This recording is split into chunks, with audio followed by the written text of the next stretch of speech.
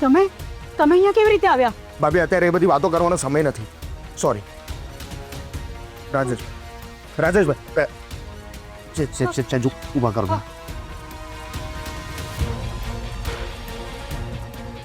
રાજેશભાઈ તમને કંઈ નહીં થાય. રાજેશભાઈ આંખો ખોલો, આંખો.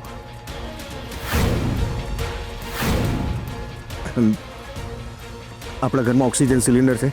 હા હા છે.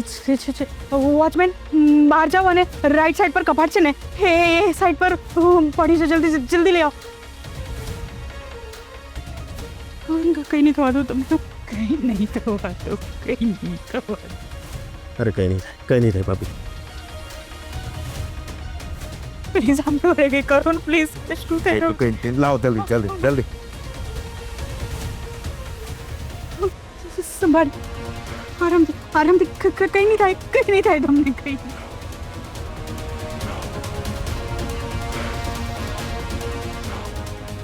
નહીં થાય.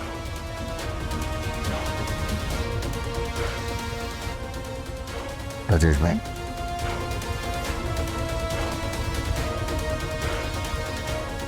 હિંમત રાખો. રાજેશભાઈ તમે હારવા વાળા માણસ નથી. રિલેક્સ. હું ડૉક્ટરને ફોન કરી દઉં.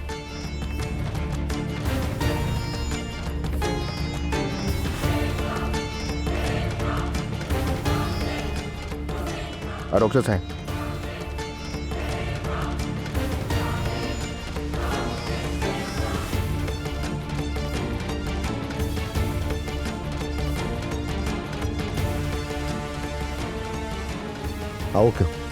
ઓકે જલ્દી આવો ડૉક્ટર સાહેબ. હા થેન્ક યુ સો મચ. તમારો ખૂબ ખૂબ આભાર. જો આજે તમે સમયસર ના આવ્યા હોત ને તો ખબર નહીં શું થઈ જાત. પ્લીઝ ભાભી તમે આવું ના બોલો. ભલે ગમે તેટલો ખરાબ માણસ હોઉં પણ રાજેશભાઈને કંઈ થઈ જશે તો હું એ જોઈ નહીં શકું.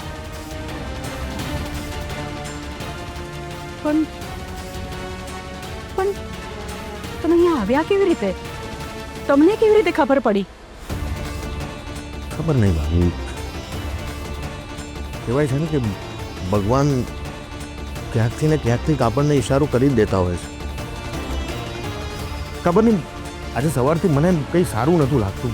બહુ બેચેની જેવું લાગતું હતું ને મારા પગ સીધા મને આ ઘર સુધી ખેંચી લાવ્યા. બાકી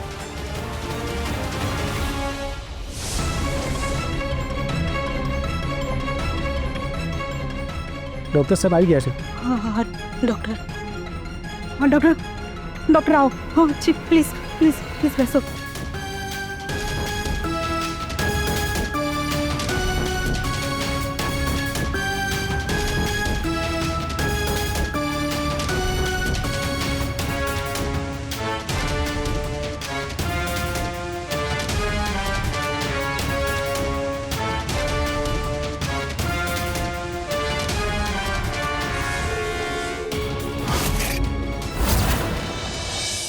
હવે ગભરાવાની જરૂર નથી. સમયસર ઓક્સિજન મળી ગયું એટલે મોટું જોખમ ટળી ગયું. 5-10 મિનિટ મોડું થયું હોત તો આ કેસ હાથમાંથી નીકળી જાત.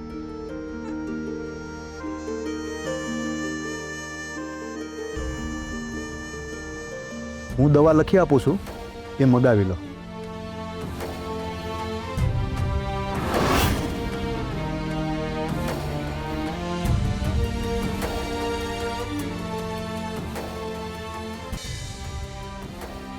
Okay doctor.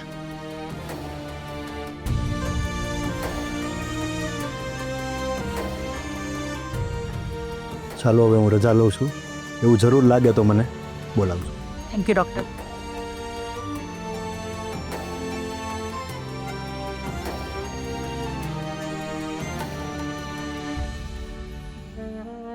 આજે તમે મારા પતિનો જીવ બચાવ્યો છે. આ ઉપકાર હું ક્યારેય નહીં ભૂલી શકું. બસ રશ્મિ ભાભી, હું આ જ ક્ષણની રાહ જોતો હતો. આજે જીવ બચાવ્યો છે, કાલે વિશ્વાસ જીતી લઈશ અને પરમ દિવસે આખું સામ્રાજ્ય. ખબર નહીં, રાધા મેડમ મારાથી કંઈ છુપાવતા હોય ને એવું લાગે છે. મારાથી એમની હાલત જોવાતી નથી. ભાઈ, હું તમારા માટે કોફી બનાવું? હા, થોડીક બનાવ. ઓકે, હું આપણા માટે મસ્ત કોફી બનાવું છું અને રાધા મેડમને પણ પૂછું છું કે એમને કોફી પીવી છે કે નહીં. હા, 1 મિનિટ સાંભળી. શું થયું? એમને ના જગાડીશ. એ શાંતિથી સૂતા છે. પણ આ ટાઈમ પર સૂતા છે, એમને કોઈ પ્રોબ્લેમ તો નથી ને? ખબર નહીં, એ જ્યારથી કામ પર લાગ્યા છે ને ત્યારથી પાછા ઘરે આવે છે ત્યારે એટલા બધા થાકેલા હોય છે કે ખબર જ નથી પડતી કે એમના પર કામનો લોડ વધારે છે કે પછી એમની તબિયત સારી નથી. હા, મેં પણ જોયું છે. એ બેડ પર પડતાની સાથે જ સૂઈ જાય છે. અને પહેલાં તો હું રોજ મોડે સુધી વાંચતી ને તો મને કંપની આપતા હતા, પણ હવે એ પણ નહીં. કંઈક તો છે જે આપણાથી છુપાવે છે. ભાઈ, મને લાગે છે કે આપણે એમને પૂછવું જોઈએ. ના, આપણે 2 દિવસ રાહ જોઈએ. એમના માટે આ કામ નવું છે ને એટલે કદાચ એમને અક્વેન્ટ થવામાં તકલીફ થતી હશે. હા, એકવાર એમને ટેવ પડી જશે પછી કદાચ વાંધો નહીં આવે. તમારી વાત એકદમ સાચી છે. લેટ્સ સી, હું આપણે બંને માટે કોફી બનાવું છું. ઓકે? એ સાચે જ ગૃહ ઉદ્યોગમાં કામ કરે છે કે પછી એવું કોઈ કામ કરે છે જેના વિશે મને કહી નથી શકતા. હે ભગવાન, મને રાધા મેડમની બહુ જ ચિંતા થાય છે. તમે એક કામ કરો, આ બધું વ્યવસ્થિત સાફ કરી નાખો. ત્યાં સુધીમાં હું એક કોલ કરીને આવું છું. અને આમ પણ પેશન્ટના આવવાનો સમય થઈ ગયો છે. જી ડૉક્ટર સાહેબ.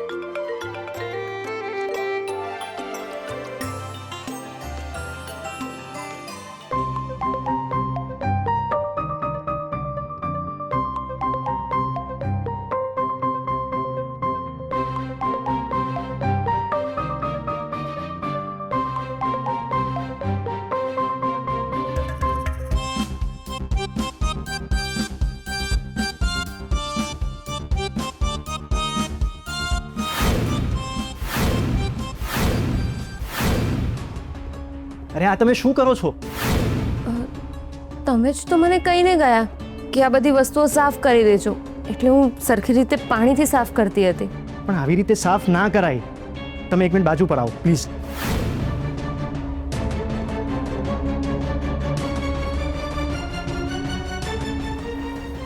આ બધાને સાફ કપડાથી લૂછી નાખવાનું હોય, નહીં તો આ બધા સાધનો ખરાબ થઈ જશે. હે ભગવાન, સોરી ડૉક્ટર સાહેબ, મારાથી ભૂલ થઈ ગઈ.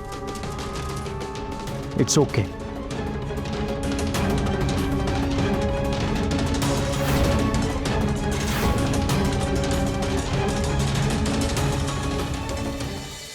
ડૉક્ટર સાહેબ, હું અંદર આવી શકું? હા, આવો.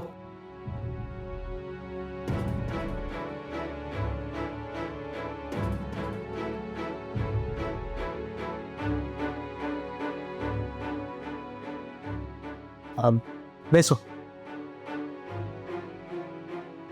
બોલો, શું પ્રોબ્લેમ છે? ડૉક્ટર સાહેબ, તાવ આવે છે અને વોમિટિંગ જેવું લાગે છે. ઓકે.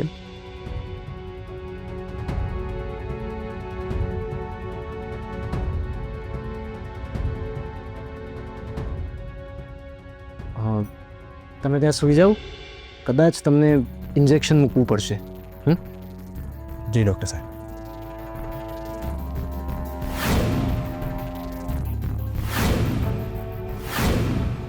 આંખ ચેક કરી લો.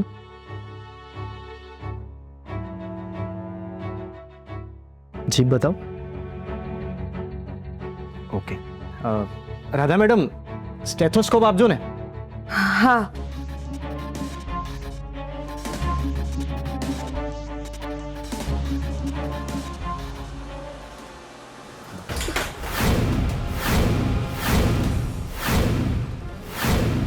સરખી રીતે પકડો ને. આ પડી કેવી રીતે જાય છે?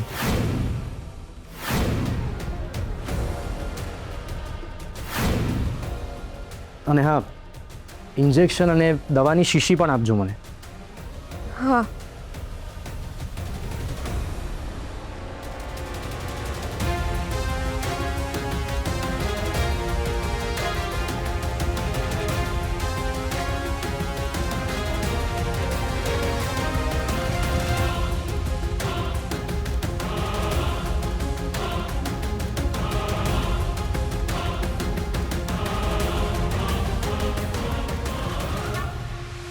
શું થયું? તમારા હાથ કેમ ધ્રુજે છે?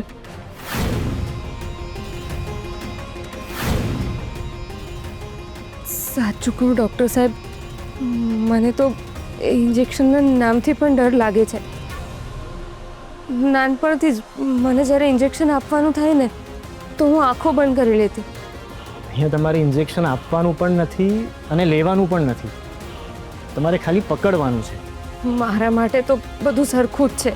લાવો મને દવાની શીશી આપો.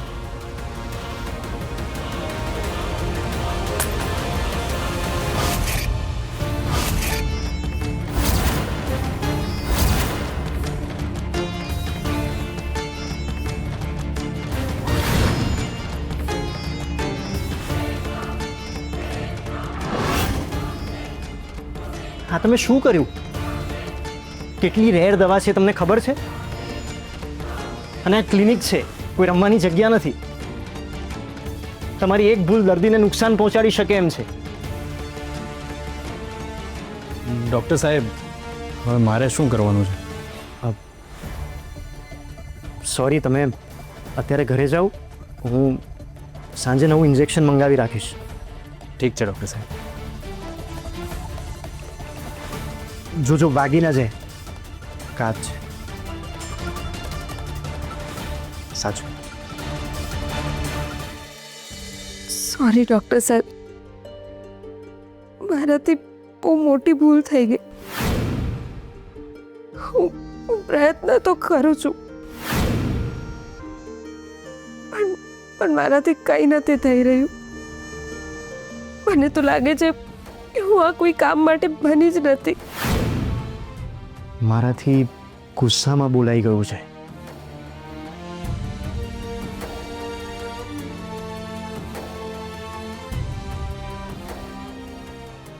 Radha madam, I am sorry. તમે મારી સામે જુઓ ને. મારાથી તમને ગુસ્સામાં બોલાઈ ગયું, પણ એ મારી ભૂલ હતી. તમે અહીંયા ડૉક્ટર બનવા તો નથી જાગા ને. તમે હજી શીખી રહ્યા છો. અને જેણે હજી સુધી મેડિકલની લાઈન જોઈ જ નથી એમની પાસે પહેલા જ દિવસે પરફેક્ટ કામની અપેક્ષા રાખવી એ મારી ભૂલ હતી. પણ મારા લીધે નુકસાન તો થયું ને. નુકસાન બોટલનું થયું છે, વિશ્વાસનું નહીં. બોટલ તો પૈસાથી ફરી પાછી આવી જશે, પણ જો તમારો આત્મવિશ્વાસ તૂટી ગયો ને તો એ નુકસાન બહુ જ મોટું હશે. તમને ખબર છે, હું જ્યારે કોલેજમાં હતો ને ત્યારે એક દિવસ મારાથી પણ ટ્રે પડી ગઈ હતી. ત્યારે મારા સિનિયરે મને કહ્યું હતું કે ભૂલ કરનાર માણસ નકામો નથી હોતો, પણ ભૂલમાંથી શીખવાનું છોડી દેનાર માણસ નકામો હોય છે. ત્યારે મેં નક્કી કર્યું કે ભૂલથી ડરવાનું નહીં, એમાંથી શીખવાનું. એટલે તમે મને નોકરીમાંથી કાઢી તો નહીં મૂકો ને? ના, હમણાં તો નહીં, પણ મારી એક શરત છે. કેવી શરત? તમારે દરરોજ અડધો કલાક મને આપવો પડશે. એમાં હું તમને બધું શીખવાડીશ.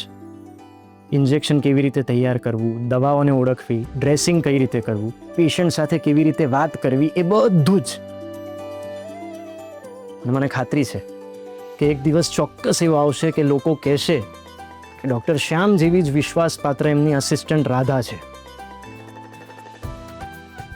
ડૉક્ટર સાહેબ, હું તમને વચન આપું છું, આજ પછી હું ક્યારેય ભૂલથી નહીં ડરું અને કંઈ શીખવા માટે હું ક્યારેય પાછળ નહીં હટું. બસ આ જ જુસ્સો જોઈએ છે. ચાલો હવે આપણે બધું સાફ કરીએ. હા.